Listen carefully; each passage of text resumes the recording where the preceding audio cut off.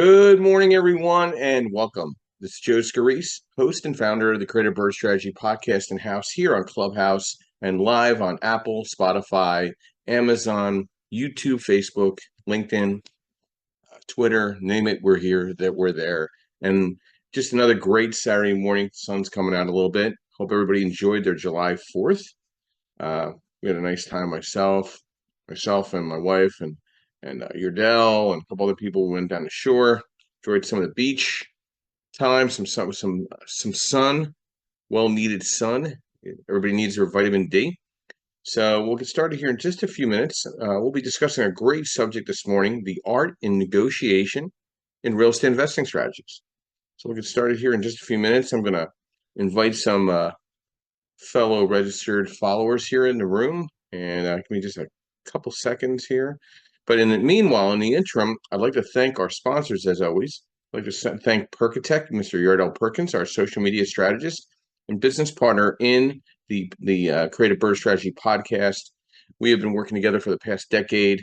We're hovering close to our 50th episode, relaunching this podcast post COVID. Very excited about how we're collaborating it now. We're going to be doing some advances to it over in the next 30 days. We'll keep you all informed of what we're going to be doing. I want to thank him for his partnership and association with this group. As always, if you need a social media audit or social media strategy discussion, reach out to Yardell Perkins at Perkatech. He'll be a great help into your power team. I'd like to thank MB Capital, your unsecured business line of credit referral program for real estate investors and business partners throughout the country, providing lines of credit to secure opportunities in the real estate field. I'd like to thank Lendmark Capital, your asset-based lender nationwide, providing DSCR loans, 1 unit up to 25 units, offering fixed to rent, fixed to flip, new construction, blanket loans, strategy, advisory in the investment space. And I'd like to thank Realty 411, Linda Pelagas, who is our national publication, Realty 411. And she also provides for real estate professionals and also provides national events in collaboration with the Creative Bird Strategies throughout the country: Philadelphia, New York, Florida, Texas, LA, Denver. It's been a great ally of ours in the last several years.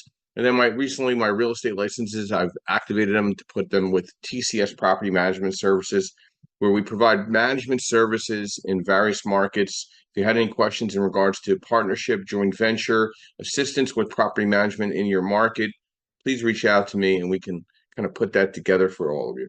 So we'll get started here with our discussion this morning. First, we'll just talk about the market. Some interesting reports came out, job reports came out this past month, and a lot of the analysts are saying that it's really showing signs of slowdown in the market, true slowdown in the economy, and they're trying to break the Fed to throw a break on the Fed rate and drop the rate a little bit. I mean, it's not going to make that much of a difference, a quarter point, but it could show a sign that they're conceding to re-stimulating the economy. But my concern is if they don't make that quarter point shift in the market in September, are we actually in a recession? So that's I think we're in a recessionary type of environment. We have a very stagnant real estate market right now. Inventory is kind of just like floating around a little bit. It's very investor focused. Not a lot of home buying. We really didn't see much of a spring market. Job reports were kind of lackadays. Unemployment numbers are there. Bankruptcies are up on the commercial side, office retail side. So, they're thinking September and November. Is it politically driven? Of course. But is it necessary or is it not necessary? It's very difficult to see where we're going to be at, especially if with a change of government and Trump does put in some of these tariffs that are needed with imports. That could either help us on the inflationary side or hurt us on the inflationary side. So it'll be very interesting to see where the cracks in the surface when it comes to the U.S. economy and job markets and how that will drizzle into the real estate market as well. So we'll talk about some articles that I caught my eye this week. So we'll get here to this in a few minutes here. Hang on one second. So one thing that caught my eye, top best cities for renters to live in 2024, best places for renters to live in 2024. I'll give you the top 10. I did post this on LinkedIn. I did post this on my Facebook. So if you're following me on Facebook or connected with me on LinkedIn, you could reach out, you could find these articles. I post 2 to 3 a day, and then I typically write a couple articles myself personally twice a week. So number one is Charleston, South Carolina. Number two is Atlanta, Georgia. Number three, Sarasota, Florida. Number four, McKinney, Tennessee, Texas. Number five, Scottsdale, Arizona. Number six, Round Rock, Texas. Number seven, Austin, Texas. Number eight, Chapel Hill, North Carolina. Number nine, Gilbert, Arizona. Number 10, Miami, Florida. Let's go down to 11, the next 11 through 20. Number 11, Charlotte, North Carolina. Number 12, Raleigh, North Carolina. Number 13, Fort Lauderdale, Florida. Number 14, Rochester, Minnesota. Number 16, 15, Huntsville, Alabama. 16, Greenville, South Carolina. Number 17, Plano, Texas. Number 18, Orlando, Florida. Number 19, Wilmington, North Carolina. And number 20, Durham, North Carolina. And I've been to almost a lot of these markets in the past 5 years. They're all bustling markets where people want to live. They want to enjoy themselves. They have great times and, entertainment and just all kinds of community style type of events. I understand where the renters are migrating there. I get it. So, and then I put another article that was really interesting, got a lot of comments from this. The 15 most dangerous cities in the U.S. Number one, St. Louis, Missouri. Number two, Birmingham, Alabama. Number three, Baltimore, Maryland. Number four, Memphis, Tennessee. Number five, Detroit, Michigan. Number six, Cleveland, Ohio. Number seven, New Orleans, Louisiana. Number eight, Shreveport, Louisiana. Number nine, Baton Rouge, Louisiana. Number 10, Little Rock, Arkansas. 11, Oakland, California. 12, Milwaukee, Wisconsin. 13, Kansas City, Missouri. Number 14, Philadelphia, Pennsylvania. Number 15, Richmond, Virginia. Surprising enough, Chicago and New York are not on here. Don't get that one, but okay. But maybe they don't look just at the city proper. They look at the boroughs. But I mean, Chicago is not a place to play around with, and nor is New York. Philadelphia coming down to 14. That's kind of funny. I live in the Philadelphia market. There's some really rough neighborhoods, but there's also some nice neighborhoods. But there is a danger point. There's not a day that goes by where there's crime. So, very interesting article. Got a lot of comments, good, bad, and ugly on that one. But I just give news. I don't give bad or good news. I just give news, and that's the beauty of what we do in this business. Is we just give news. Hopefully, you could take it whatever way you want. Rates did level off at 7.03 conventionally. Commercial rates did come down about an eighth. So we're hovering around our base rate in the commercial DSCR rental market starts at around 7%, a little shy of it, a little under it, or a little, but 7% is the starting point.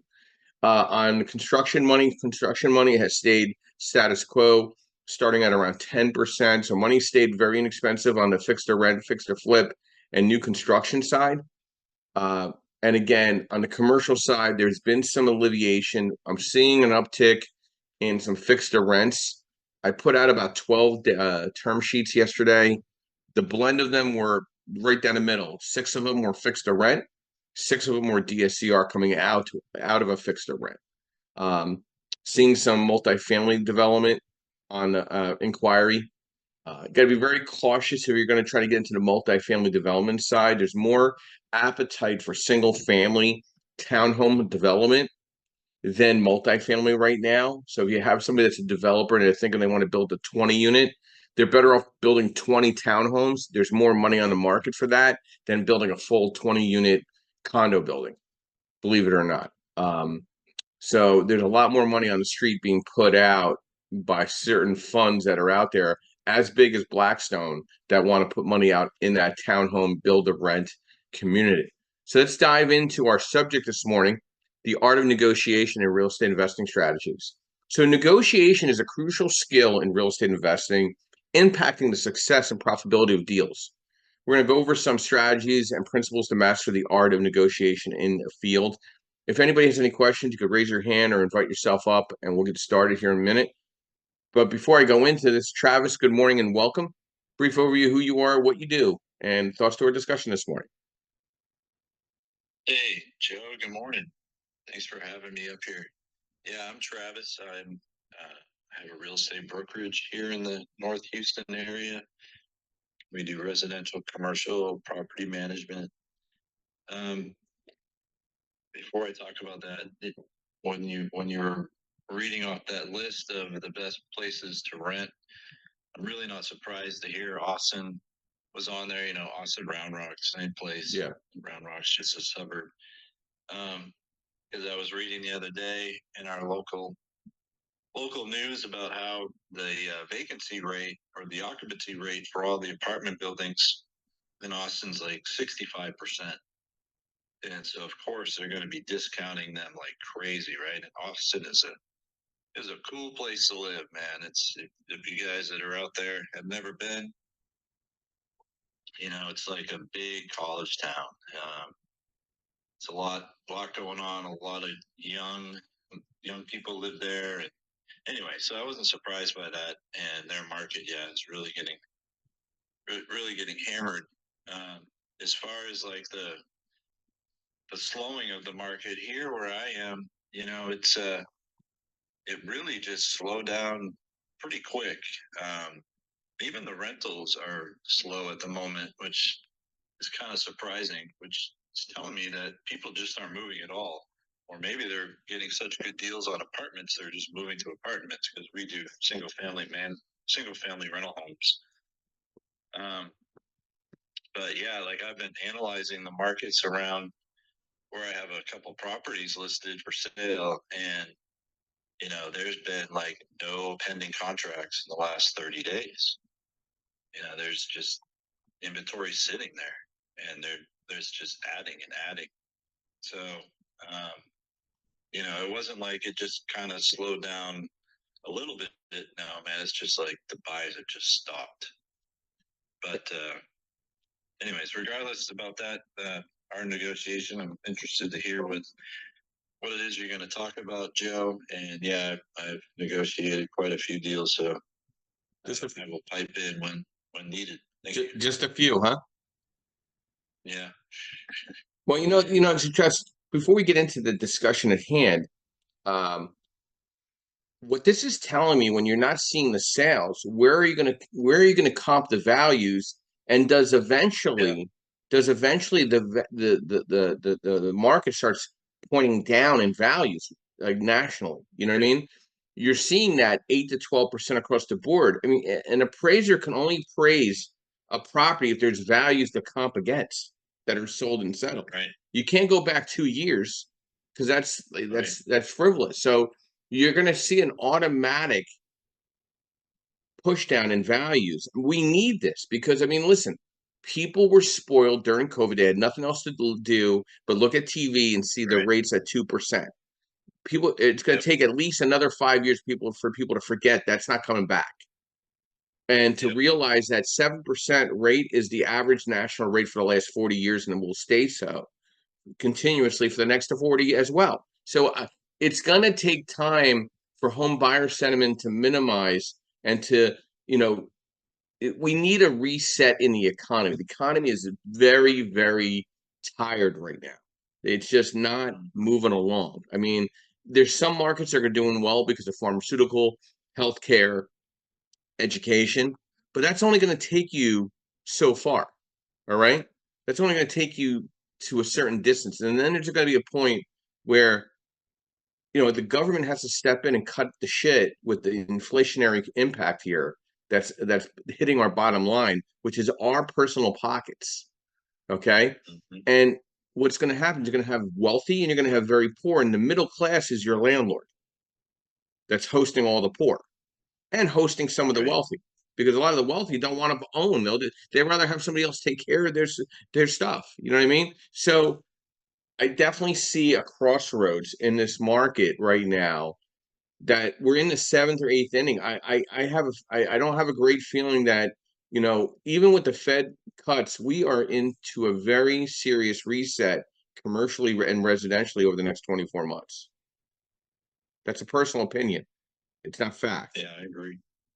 You No, know, I agree with you, man. it's as the resale inventory keeps growing, the builders don't stop, right? The builders are still building, and it's not like they communicate with one another and say, "Hey, our inventory is growing. Maybe we should all start slowing down on building." No, they just keep going. So it's definitely the market's going down. So but anyway, it's supposed to, right? It's always in a cycle. Real You estate, need a it's a cycle. pendulum. You need a pendulum. You need the opportunity of buying opportunity. Okay. That's Yeah. why we're trying to walk away with a nugget of this based on our discussions we have here on Saturdays and Sundays, to better prepare our skills, right? And that ties into our discussion, the art of negotiation and real estate investing strategies. And number one is preparation and research, market analysis, property knowledge, knowing your limits, defining your budget, desired terms, and property knowledge, gathering detailed information about the property, the history, the condition, and the potential issues. Market analysis, understanding the current market conditions, comparable property values, and trends. Number two is building rapport. Establishing trust, building a good relationship with the seller or the buyer can lead to more favorable terms. Active listening, understanding the seller's needs, motivations, and pain points to tailor your offer accordingly. Professionalism, maintain a respectful and professional demeanor throughout the negotiation process. Number three, strategic offer making. Initial offer, starting with an offer that leaves room for negotiation, but is still reasonable. Anchoring, set the initial terms in your favor to create a starting point for discussions. Contingencies include clauses that protect your interests, such as inspection contingencies or financing clauses. Flexibility and creativity, win-win solutions. Aim for solutions that benefit both parties, increasing the likelihood of agreement. Alternative terms, be open to negotiating other terms such as closing dates, repairs, or seller financing. Problem-solving approach, address issues creatively to overcome potential deal breakers. Emotional control, stay calm. Patience, walk away power. Leverage and timing is number six. Market conditions, seller motivation, and timing. Number seven, documentation and legalities. Clear agreements, ensuring all term agreements are clearly documented to avoid misunderstanding. Get legal advice. Consult with a real estate attorney to review contracts and ensure compliance with local laws and regulations. And then finally, due diligence, conducting thorough due diligence to uncover any potential issues that can affect the deal. So interesting here, I get a call from one of my clients that did a rehab loan recently, and they opened up wall number two and found termite damage all through the wood on that one side of the property. It's going to cost probably at least 10 to 15 grand. He's like, Joe, can I get that money out of my draw? I said, well, you didn't even account for that. That's out of your pocket. Thankfully, this client is extremely well reserved, so he's okay. But what if he wasn't? So you got to think about this stuff. He was trying to do light lipstick and found out he had $10,000, $15,000 worth of damage outside his discussion. Outside his scope of work. So practical tips: role playing, continuous learning, network building.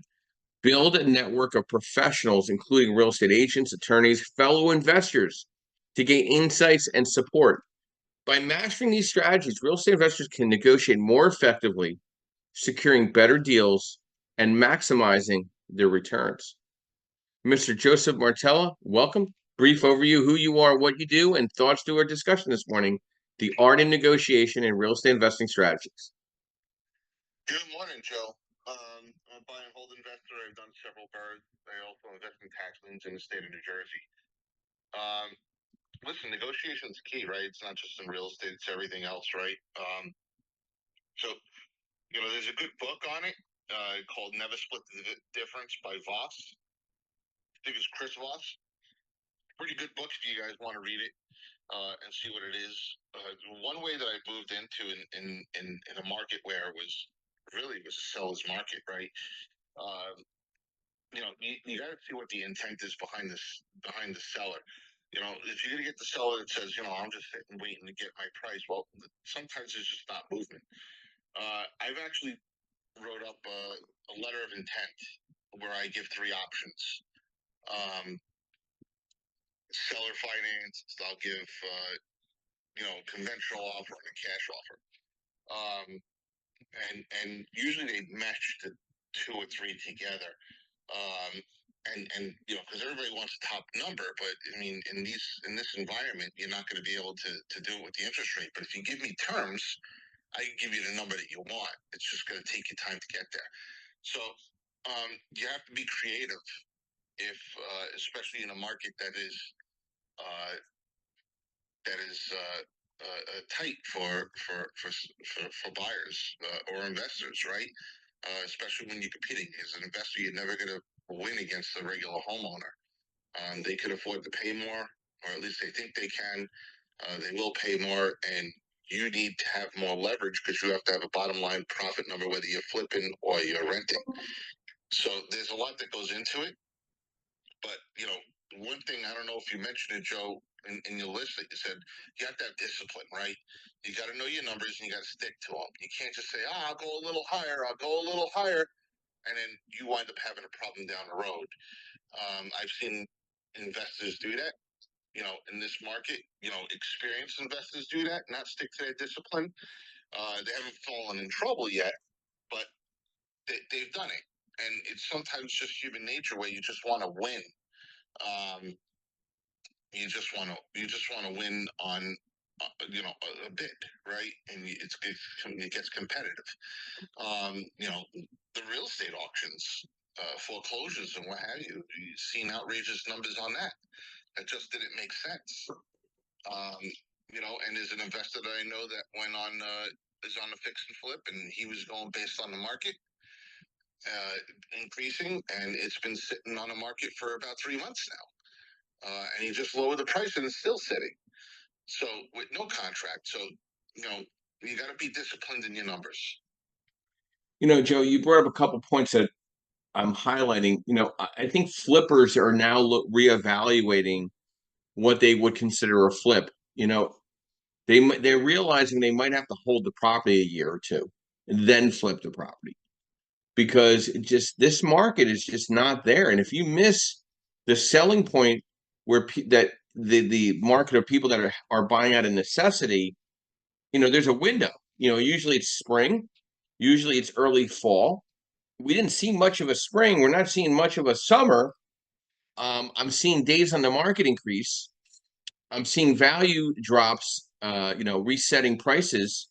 I think flippers are doing more homework now to look at a 2-year plan, 3-year plan, and maybe, hey, listen, maybe I'll refinance this, rent it to somebody that has the potential of buying this property, right, down the road, and they'll treat it like their own home because they might buy it from it. Maybe I'll cut a deal. I'm seeing the word lease optioning pop up a little more. I'm seeing a lot more creative portfolios hitting the market. But I think you got to do your homework. I mean, you really have to also establish a very strong financial position. You need to know what your financial capabilities are. What's your wit span? Like, what kind of reserves do you have and money do you have to put into a deal? That's actually 2 different sets of numbers. Like, putting money into a deal plus keeping reserves, they should be separate, and you should understand the difference between the two. And setting clear priorities, defining the priorities and deal breakers before entering negotiation. Knowing what aspects of the property are non-negotiable and where you have flexibility will help you stay focused during discussions. This clarity allows you to make decisions efficiently and with confidence. And using a collaborative approach, approaching negotiations with a collaborative mindset rather than an adversarial one. Try and build a rapport with the seller and their agent, expressing genuine interest in the property. A positive relationship can create a more favorable negotiating environment.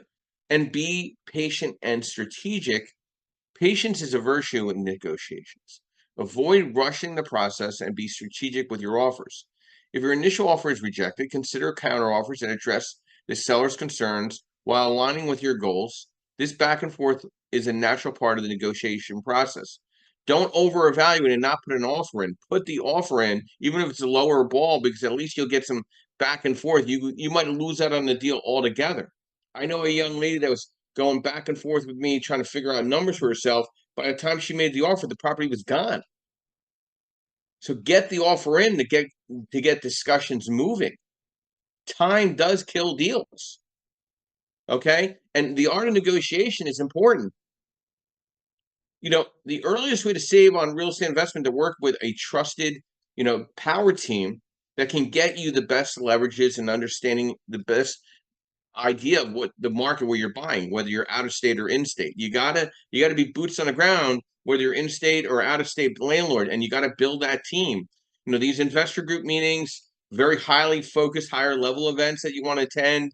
You want to meet the right people to build that rapport. So for myself, I travel to various markets because I want to be proficient and efficient for clients in various markets. They're like, "Are you here? Like, where's your office?" I said, "My office is my two shoes." Okay, and they start laughing, but I'm here. I will travel where time comes, And also, I just want to give an update to everybody. A couple of things that I'm scheduling. So if anybody is in these markets, please let me know. I'd love to get coffee with you. I'm going to be at the Maryland Border Realtor Expo in Ocean City. I'll be at the Delaware Border Realtor Expo in Dover, Delaware. I'll be in Think Realty in Orlando, Florida in the fall in September. I will be at the Ohio RIA in Cincinnati, Ohio in November. I will be at the NAR Realtor Convention and Expo in Boston, Massachusetts. And I will be at Triple Play in Atlantic City, New Jersey in December. So these are some of the bigger events that I'll be attending in the Northeast region. I will be traveling also potentially to the Greater LA RIA Expo to speak and present with Linda at Realty 411 as well. So again, you got to be out there meeting with different clients to understand how to negotiate in your market. Good morning, Melissa. Welcome. Brief overview, who you are, what you do, and thoughts to our discussion this morning, the art of negotiation and real estate investing strategies. Good morning, Joseph. Thank you for having me up. Good morning, Clubhouse. I'm Melissa King, owner-operator at One Last Die LLC, virtual assistant services here in West Michigan. We offer realty, bookkeeping, notary, and office management services to small businesses and entrepreneurs, specifically in real estate, because I have a background in real estate banking and office management. I also run what you call kind of a boots on the ground portion called Myra Michigan Realty Assistant. It's a new service I created specifically for self-managed properties so they can kind of remotely manage things. And I'm in their locale and can work with their contractors. We are insured and bonded for your protection. Joe, for today, the art in negotiation and real estate investing. Since I'm kind of a newbie at this, I'm learning from everybody here. But I will say, when I put my home up this year and for sale, and with all of the things going on with NAR, all the agents are screaming about their commissions, blah, blah, blah. I found a friend of mine who did it for 2.5. And of course, when it came to signing for the buyer's agent, I said, well, I'm not paying them more than you. So I was able to sell my home at a 5%. I think the big thing here is a lot of people, including my generation, we just need to learn how to negotiate better. We always were told, that's the sales price, that's what you got to pay. I know a few people who just can do this naturally. And I'm sure you do too. And a lot of it is just having the background in education and confidence in order to start the negotiations. And you're absolutely right. It's the market. You got to know your market. And I think if you have that information, then you're a lot more comfortable in negotiating. That's all I've got today. Thanks, Joe. So Melissa, let me stay on mic for a minute because you caught my ear on something. So you actually had a transparent and open communication with your realtor about selling your property. Is that a correct statement? Correct. So to me, and again, it could be my ignorance or my incompetence. I'm not sure. It could be both. Who knows? But to me, the NAR lawsuit, all that told me was that the skills of a real estate agent, they're going to have to be more transparent and have a better open communication and better communication skills with their clients. Is that what I heard from you and what my thought is to the NAR lawsuit. Am I correct? 100% agree. Absolutely. So for the ones that can't talk outside their car to anybody else but themselves, they're going to have a problem, correct? Absolutely. So, They've got to beef up their skills. oh, so they can't take pictures in front of cars they don't own anymore and planes they don't own anymore. They actually have to talk to their clients, correct? Exactly. Oh, that's very scary. Communication. Well, that's very scary for a lot of people because, I know a lot of people that have communications degrees from colleges, and I'm still trying to figure out what they're saying. So, like, I have an accounting I have an accounting degree and I have an economics degree. I don't have a marketing degree, but I have common sense. And the scary part is you need common sense in the real estate industry, and you need to be quick witted, not a wise ass, but you got to be quick witted. You got to be sharp on your feet. You got to be able to act fast and have great communication skills, transparent communication skills, and be knowledgeable in your skills. Oh, okay. So that's what you're supposed to do when you have your license. So why is everybody upset? Can I ask you that question? I will say one thing, and this is one of my favorite quotes, Joe. Common sense is not so common. That's from Voltaire. And, I think people get complacent, and they just don't grow like they should. Well, you know what? There's plenty of Lyft and Uber jobs out there. Exactly. That's exactly right. And there's plenty of bartending jobs. Maybe you'll learn how to communicate better behind the bar, serving some drinks. That's a great suggestion right there. Or even just some simple customer service. Well, I personally think everybody should work in hospitality in the high-end area. Like I was trained in fine dining service at Windows of the World in New York. And then I worked at the Hilton in Short Hills and the Vista Hotel in fine dining. So I had to understand sequence of service and expedition of food service and proper communication skills and memory of specials and understanding the taste and the flavors and the complementary beverages that go with food. I don't know. I tried to earn 18 to 20% gratuity on all my service. So don't you think this NAR settlement only tells me that you now need to earn your gratuity, which is your commission? Absolutely. I agree. I don't know. I don't see much difference in it, but I mean, like, listen, you could shed the skin any way you want, but all you're doing is earning your commission or earning your tips. So maybe everybody should go get a job in hospitality and see how it is to eat what you kill.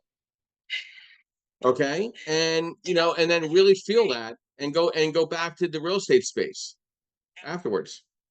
If it's not hospitality, it's really got to be something where you're caring for people and helping them with their needs. Bank tellers, simple things like that. I mean, you've got to communicate. And when I was 18, 19 years old, they expect you to sell out of those little positions too, and that was scary for somebody like me. So you know what, I think actually everybody should be an assistant in a nursing care environment, because you know what, that's a very humbling experience, my personal opinion, because when I survived the stroke and I was in the hospital for 8 days combined with rehab and ICU, I learned about compassion and patience and resetting my life. You know what I mean? And I think not saying everybody has to have that type of dramatic impact to understanding the dynamics to negotiation in real estate, but you understand it, you listen more, right? I would agree. And before you delving into different types of negotiation tactics, the essential grasp of underlying dynamics at play. Like real estate negotiation is a delicate dance between parties with divergent interests and objectives, right? Listening and building rapport. Absolutely, I would agree with that. I actually took care of my grandmother for about 9 years, maybe 16, until she had to go into a nursing home. And I know what you're talking about. Yep. I've been there one too many times. Yep. Yeah, be a caretaker. See how that fits the glove. You know what I mean? I think maybe that'll help your negotiation skills in more of a compassionate environment. Successful negotiation hinges on finding common ground and striking a balance that satisfies both parties, right? You got to know your limits. You got to act fast. You got to craft a winning strategy. You got to really be recognized concessions when necessary. You got to put an expiration date on all type of negotiations and imply that you have other options. Okay? Don't show your deck. Bob, good morning and welcome. Brief overview, who you are, what you do, and thoughts to our discussion this morning, the art of negotiation in real estate investing strategies. Joe, good morning. My name is Bob Chesick with Chespin Corporation. We help people set up LLCs and corporations. I am not a lawyer. I'm not here to give you legal advice today. Really, one thing that stands out when it comes to the real estate negotiations, and I think, Joe, you and I have gone back and forth on this on a couple of your longer drives when we chat for an hour or two. The question I keep getting is, when I set up the LLC, should I be presenting myself as me or as a representative of my own company? And my first thought is, and what I say versus what I'm going to say now are two very different things. Like, why the hell did you go through all that effort to set up an LLC if you're just going to disregard its existence? Seriously.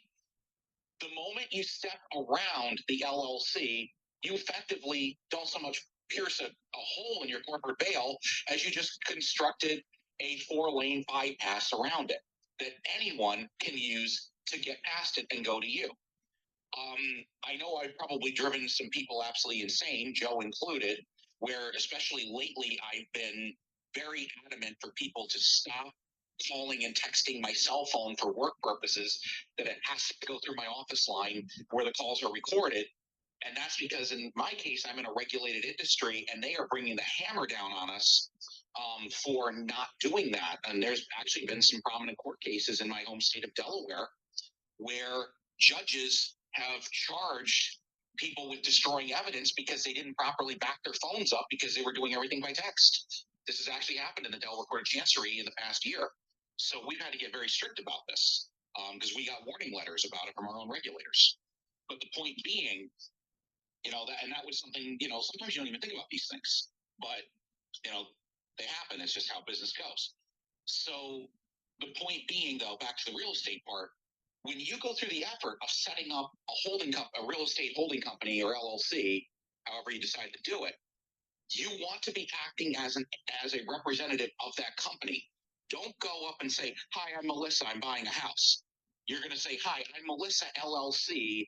My name is Melissa. I represent Melissa LLC, and Melissa LLC is going to buy this house." And you want to do everything in the name of that LLC, signing as the managing member or whatever your title is with the LLC, something that indicates that you are the representative.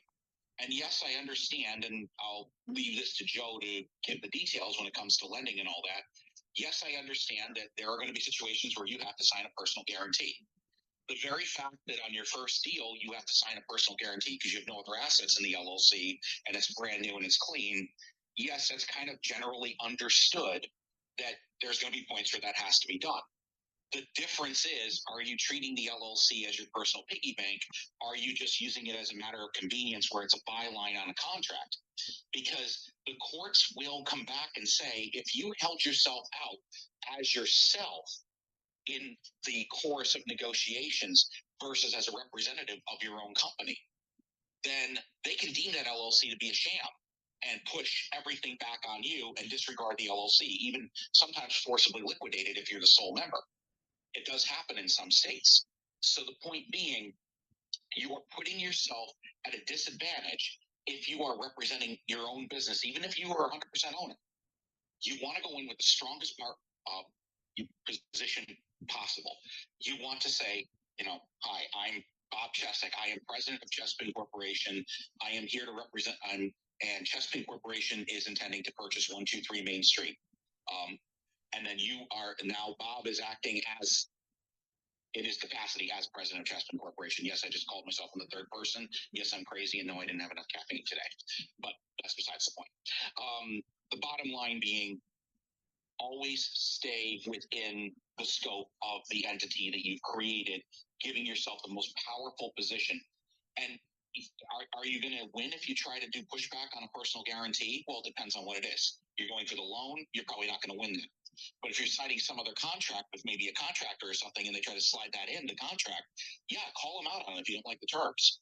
Remember, both parties have to sign it for it to be valid. You're not stuck with what somebody throws in front of you. So remember, you're negotiating, and the final sale price of your deal is going to be whatever you both agree on. That's what the property is worth. It's not based on some theoretical number that you saw listed in a real estate listing. So with that being said, Joe, I toss the mic back to you, and none of this was intended as legal advice. Thank you, Bob. Appreciate your insight and direction on this. You know, you gave me some ammunition to work with, and it drew some stories in my mind that have happened this past week. I've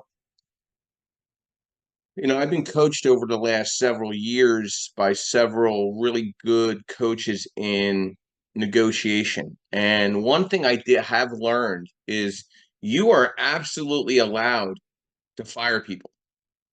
You don't have to work with everybody. So you being the service provider, that doesn't mean you are the almighty welcome mat to clients. Okay? If the client is not being integrous or is being difficult, or it's like walking barefoot over broken glass, you can let them go and you can feel good about it. Okay? Not like I've let people go because it got ridiculous. Like you're wasting time that I can't even recover. Okay? And some clients are not clients. And it's okay. Just make it very clear and very transparent. I don't think we should work together. And I've done that multiple times. I mean, there's a colleague down below that he referred me somebody. He said, "Hey, these guys are real good guys, blah, blah, blah." I went and met them for lunch. Nice guys. I'd have drinks with them. I don't want to work with them. They wasted a lot of my time. They wanted to do things that I couldn't do, that were illegal. Okay. They were ignorant to it. And I'm like, listen, guys, I've wasted processing hours with you guys. Nothing has closed. So we're gonna part ways. And I wish you the best of luck and much success. Oh, you don't want to work with us anymore? I'm like, no, I don't. Because you're not a client. You're a nice guy. You and your two partners are really nice people. But we got to go. It's not working out. We're breaking up. You have to have that confidence. Believe me, in 2 weeks from the time that you do that, nobody will remember. But at least you pulled the Band-Aid off and you ate the frog. Like when I have a client ask me, "Hey Joe, do you have to run credit?" Yes, I have to run credit. What do you? Well, I just ran credit with somebody else and then go back with somebody else. I'm not somebody else. I'm Joe Scarice. So pick your poison. I really don't. It doesn't matter to me. I'm running your credit or I'm not running your credit. What are we doing here? But I just ran my credit. I said, that's not my problem. That's your problem. My situation is I got to run your credit. So whichever way you want to go about this, that's fine. So you think about it. You call me back when you get a clear head, and we go on from there. You need to make clear what your objectives are with who you are, as a service or as a client. And then there's also the three sides of a story that my pop used to tell me. Okay, there's the one side, the other side, and then the truth. So I have a client that calls me, says, "Hey Joe, you just charged somebody like 10% for their loan." I said, "What?" I said, "No, I gave them a loan. It was at 7.5% because their credit score was 660, blah, blah, blah. And they weren't looking for a high LTV. So even though their credit was lower, I was able to get them a really good rate." Oh, they said no. He goes, you gave him a quote on another rate. I said, yeah, that's the rate where he has a 660 credit score. It's a mixed use property. He owner occupies it. So he's only collecting rent on one of the units. He wants cash out. And yeah, I'm going to charge him like 9.75 on that other loan. But did he tell you about the one I just gave him? 7.5%, max LTV at 70%? He goes, oh, no, he didn't tell me that. Oh, so he only told you the one part. Did he tell you that his credit sucked? He goes, no, he didn't tell me that either. I said, did he tell you that he owes 90 grand on credit card debt? And he goes, no. Oh, he left all that out, huh? Oh, okay, no problem. I'm waiting for that guy to give me a call back. I'm not going to call him. I don't need to. He needs to call me if he wants to work with me. But I'll be more than happy to say, listen, you know what? I don't think we're a good match. And maybe he'll never call me back, and that's okay. I will not lose an ounce of sleep over it. That's negotiation in the brainwaves. You need to know when to cut bait. You need to build rapport. You need to be confident, competent, integrous.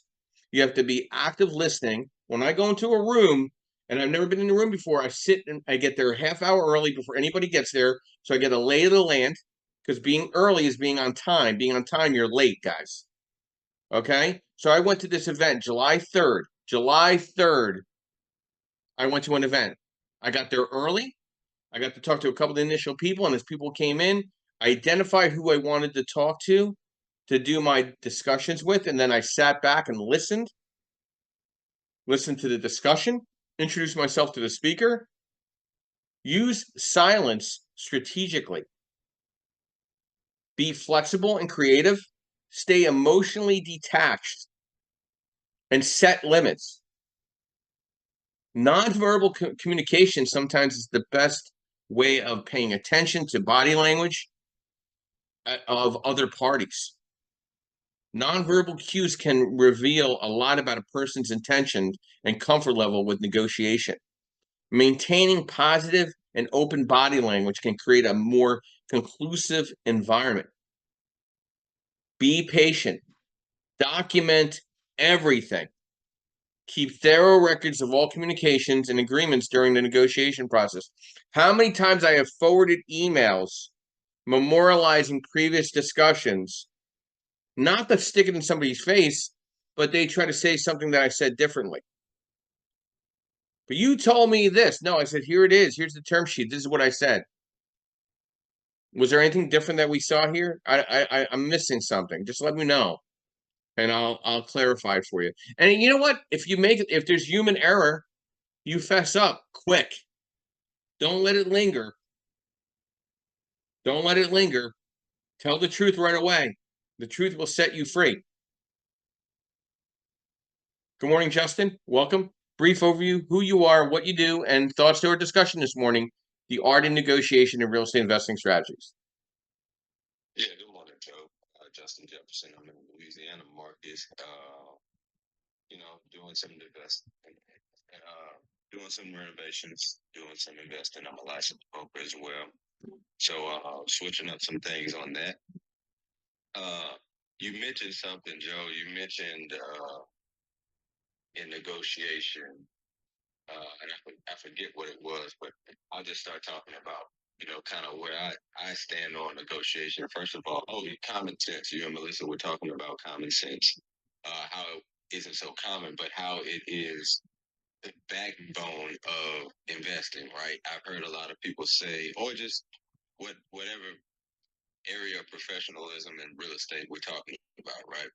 I've heard a lot of folks say that it's whether we're talking about wholesaling, whether we're talking about flipping houses, building houses, development. These are not complicated, like brain surgeon complicated theory philosophies, right? And concepts. These are pretty simple and basic concepts that have complicated pieces to them or that require levels of understanding. But to decide what you need to know to be able to negotiate, it takes the common sense and it takes the willingness to go educate yourself on that. You'd be in a bad position to negotiate with somebody if you don't know what you're talking about. And I'll give a quick example of a call I had yesterday.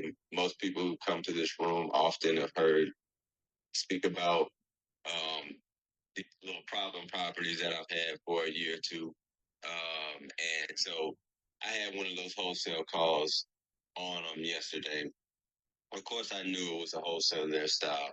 but they've learned, at least some of them have learned to pick up combos from other actual investors and other people doing things and try to bait you in and give you information on you, give them information on your property, to engage with you, right? In order to find out whether or not they can make themselves a deal, whether or not they can provide a source to help you, and they could benefit that way. But it all has to do, whether I like it or not, right? It all has to do with your knowledge base and your ability to see where you can put where you can fit the right shape item in the right shape hole. And I'm gonna just leave it at that. So thank you. Please stay on mic, Justin. Okay. You know, as I hit the 50, I mean the 40-year-old mark, I'm 54, but I've seen, you're I'm in this, I've been in the industry 24 years as a lender, 36 years as a licensed realtor, real estate professional, investor, 32 years. I think what's missing, you brought something up, is transactional experience. Like there's the newer people that are coming in the industry are not going under the wing of individuals that have transactional experience. And I think that when you let them go on their own, when they don't have depth in transactional experience in whatever they're doing, they're relying on common sense that doesn't have a lot of depth to the industry itself. Are you finding that with your level of experience working with individuals in negotiations that don't have transactional experience or communication? You got to remember, COVID really did a number on the introvert more than the extrovert. You know what I'm saying? So some additional thoughts to that, Justin. No, yeah, definitely. I absolutely agree with that. I think people are coming from a multitude of industries. They see an opportunity. When I got my license, I couldn't go to YouTube and figure out how to do, and when I learned about wholesaling, there were no and anybody can take this challenge right now. Go to YouTube, go to the year, type in the year because you can select and filter the videos. Type in 2013 and then type in real estate wholesaling and see which one of your favorite wholesalers comes up. None of them are coming up. Okay, so my thing is, we realize that there's been a wave of information that's been put out there that is attractive to somebody who might be dealing with some turbulence or might just want a shift, or it looks like there's the grass is greener on the other side. So I think there's been a lot of that urge to get in where they think there's an opportunity. That's driving their conversation. A lot of them, and a lot of times I'm referring to agents and wholesalers, even contractors, right? That's driving their conversation. That's driving the scripts that they use, right, to talk to people. And that is not a good way to push somebody. Let's say you're working with investors. That's a horrible way to push them into a deal. Try to convince them and sell them and tell them you know what is best because you're a realtor. And I get a lot of that when and I'm coming from, I'm not the best in the world. So let me not say that, but I'm just using the examples I had. I sat at a lot of closing tables, other people's closings though. I did a lot of inspections for HUD, so I understood the process. I talked to a lot of investors because I worked for them. So when it was time for me to invest, I knew what to start out looking for, and still I've had turbulence, right? And so I think it would, anybody that wants to get into any profession, to work for somebody who work, even if you go work at a bank. I work for the bank too, right? So a little bit the basics about how much money is this, what kind of professions have X amount of money in their bank. And these kinds of things are important to know, the basics, right? Or common things on how to maneuver in the world and your possibilities on how you can maneuver or should be maneuvering if you want to hold said position. So that's kind of my thought. Thank you, Justin. Some thoughts of negotiation tips for real estate investors. Know your market, set clear objectives, build relationships over and over and over again. Use data and metrics and be flexible and patient. Now, one thing that catches my eye on this, the building relationships, Yardell and I, we maintain a pretty strong CRM. And I gave a batch of cards to scan in for, for our VA to do them and get them into our CRM. And he's like, hey, Joe, we had a lot of those people already in my CRM. And I'm saying to myself, he thought that was good. And I think that's good. I'm starting to see a lot of the same people, but I don't want to see a lot of the same people. I want to meet new people. So like me, I want to build new relationships. So what am I sat down and thought, what events am I going to that I'm still running into the same people? And I looked at my calendar for July and August. I reset everything. I'm going to completely different events because I want to build new relationships. I already have the current relationships. I'm maintaining them by staying in touch with them, but I want to build new relationships. I want 100 new relationships every week. I'm very aggressive about that. So he actually helped me constructively critique what I'm doing in my relationship building in the art of negotiation and what I do as a service, which is lending. Joe, your final outro and thoughts to the art of negotiation and real estate investing strategies. Good morning, Joe. So you have someone else that admitted they talked to you for over an hour on your drive, which I think is you're building up your friendship base. So congratulations to you. You're next. I'm picking on you next, so it's okay. No, really good discussion. Negotiation is everything. One thing you have to keep in mind, right? In America, we go to the store and the price of peppers or the price of peppers. In other countries, everything's a negotiation.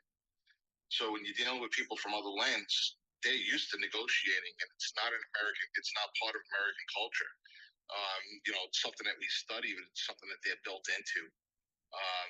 So it's just something to keep in mind. Again, don't fall emotionally in love with a property. If you're buying it for your own personal self, stay disciplined, know your numbers, don't budge, and be willing to walk away from a deal. That's what it all comes down to.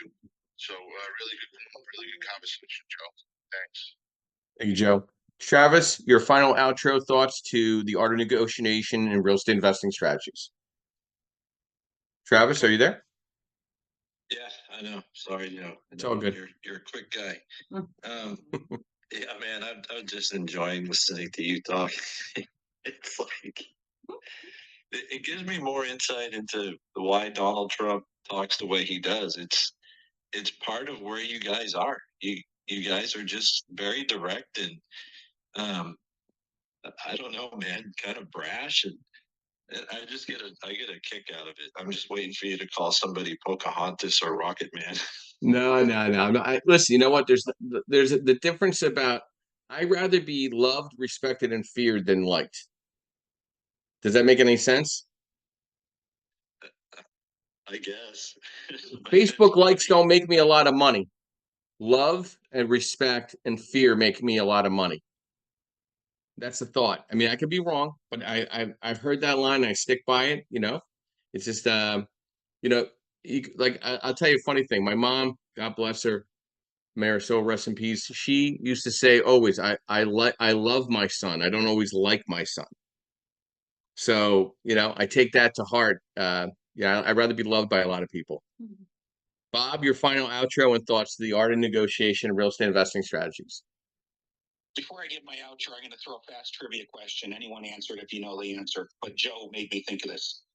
Where was the first place in the United States, I'll accept either the name of the store or the city it was in, where price tags were fixed on items and you did not have to negotiate or haggle? Anyone know? New Jersey? Any ideas? Nope. John Wanamaker's department store in Philadelphia. First place to have a price tag. And there's actually a historical marker on Market Street on the City Hall side, like right at the City Hall Market Street entrance of Macy's, which was the original Wanamaker's, talking about the history of that, how Wanamaker was the first place to fix prices. So next time you walk down Market Street, Joe, take a look at that historic marker. It's there. And as Mr. Ed Dowling, yeah, go ahead. Oh, I'm sorry. Go ahead. So for my outro, just thinking back to what Joe was saying, you can fire customers, and Lord help me, the past 2 years we've had to do a lot of that, especially this year, just because people just started neglecting their responsibilities to both the company, their own companies, the state, and to us.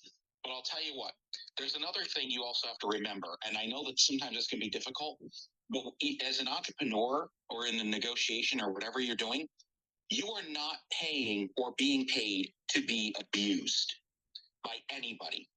If someone, and I mean outright abuse, I'm not going to use the actual word that was used, but just understand the word itself was used. I had a customer pay me $300 once, and then their comment to me was, because I wasn't responding to their messages fast enough, "Hey, I paid you $300. You're my N-word." Yes, that's exactly what they said, except they didn't say N-word. And I said, "I beg your pardon? What'd you just call me?" So that person found themselves very quickly without a registered agent. They did a chargeback on their credit card. I forwarded the recorded call to the to my credit card processor, and guess who won the dispute? I did. So don't, if somebody's treating you like that, maybe not that extreme, but even to just a small extent of it, you're not being paid for that too. If you're negotiating a deal and you wind up with a hostile person, walk away. I know sometimes it sucks, but walk away. It's not going to get any better, folks. Just remember that. But that's my thoughts are, be sure to, not only stand in the strongest position you can, don't take abuse or allow yourself to be cut down in the process. You're better than that. And if that's all they've got to throw to mudsling at you like that, then that's not someone you want to work with anyway, no matter what's at stake. Joe, that's my final outro. Nothing was intended as legal advice. Back to you. Thank you, Bob. And Bob, thank you for the Wanamaker insight. You have vast knowledge and useless information. I want to give you that kudos. Joke, haha. So, this discussion today was a little different, a different spin, and it was a little more emotional and character building in understanding being a better investor. Okay. And my synopsis here is you got to pull the Band-Aid off. You have to eat the frog. You have to give news immediately. You got to, there's no hesitation. Memorialize it in emails, then follow up with a call. Okay? Be very clear and intentional in what you're doing in an integrous way. Not in a mean way, in an integrous way. And that will always work. Say what you do and do what you say. That's half the battle in the art of negotiation is when somebody says, "Oh, you didn't get back to me." "Oh, yes, I did. Here's the email," or "Here's the text." You didn't respond. Very sorry, but it's memorialized. Would you like to continue our conversation or not? And put it back in their hands, or let them go. I'll do 1, 2 follow-ups. I don't really look for 3 strikes in building a relationship with somebody. If somebody doesn't want to get back to me, I'm not negotiating for me to be in their better interests. They know how to reach out to me. They know my number. They know my email. Okay. When somebody says they couldn't find my phone number, I find that kind of funny and quite ironic, to be honest with you. So my thought to this is that we're all in negotiation day in and day out in what we do, whether it's real estate or life, with friends and business associates, affiliates, service providers. And there's just some people are just not going to naturally like you. And that's okay. And that's fine. That's part of negotiation. Sometimes you don't have to negotiate about it. It's clear. It's crystal clear. So I want to thank our sponsors today. I want to thank our moderators for such great insight and discussion And you could find all these downloads of our podcasts on creativebirdstrategies.com. You can find them on YouTube, uh, Spotify, Apple, Amazon. We're live on Facebook, and so we're here to provide strategy, education, networking, openness. We have a discussion every Saturday and Sunday that's different. We're here every Saturday morning, 8 a.m., every Sunday morning, 9:30 a.m. Eastern Standard Time. We have sponsors. We have Lendmark Capital, which is an asset-based lending group nationwide, where I'm a senior loan analyst. We have MB Capital, which provides you unsecured business lines of credit for investing and business-to-business strategies. Realty 411 with Linda Pelagas, providing national publication on education for real estate investors and services, as well as national events throughout the country. And then we have Perkatech, Mr. Yardell Perkins, our social media strategist and partner in the Creative Birth Strategies podcast. And my name is Joe Screese, founder and host. I want to thank everybody this morning. My quote this morning: we fall, we break, we fail, but then we rise, we heal, we overcome. We'll see you tomorrow morning at 9:30 a.m. Eastern Standard Time.